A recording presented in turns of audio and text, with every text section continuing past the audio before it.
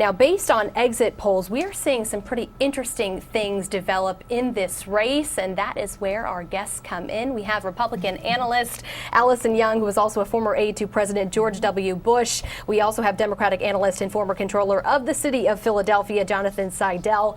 Welcome to both of you. It's been an interesting night. It has been, Nicole. This is fun. And we were just talking a couple of minutes ago about this split ticket voting phenomenon, which you said is really interesting in this race and happening much more frequently than maybe both of you anticipated. How has it impacted the race, Alison? We've actually been talking about this on both sides. And so what's happening is that people, what we think is happening from exit polling is that we're seeing people vote one party for presidential and then one party for some of the row offices, attorney general, treasurer, some of those other offices that are up in Pennsylvania right now. And so you're seeing people vote for Donald Trump, but then maybe voting for the Democratic candidate for treasurer or attorney general. No, I think that's absolutely correct.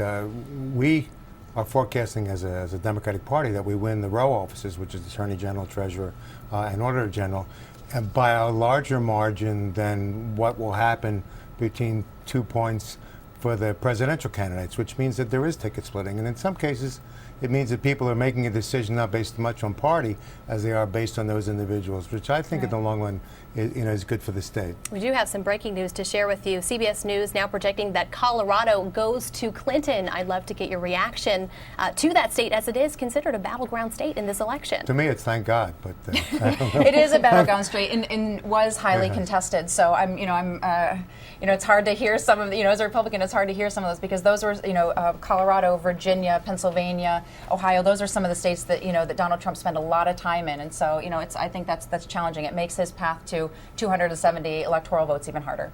I think that whatever happens today, tomorrow we have to come together as a country, and many of these states are so close to call that it's going to give us all, I think, time to pause and figure out what we can do as a nation. We've never been here before at this late stage saying, my God, what's happening in a number of these states? We usually knew at 8:15 or 8:30. Today, it's a totally different game, and it's probably a totally different country. And to your point, Jonathan, it is a changing electorate. We have seen some races that are much closer than maybe many of us anticipated. Right. What do you make of that, and how does it bode for your respective candidates? So the polling for this election has always been challenging because what pollsters do is poll likely voters. And this campaign has never been about, or this election has never been about likely voters. It's been about turning out those people that maybe haven't turned out in a couple of decades or that are just energized by one of the two candidates. So the polls have been notoriously unreliable. And so I think that's what's made some of these races, a little surprising and hard to call. And, and even in Pennsylvania, we'll probably pick up, the Republicans will probably pick up a couple of state Senate seats. I think not all of this was predicted by the pollsters.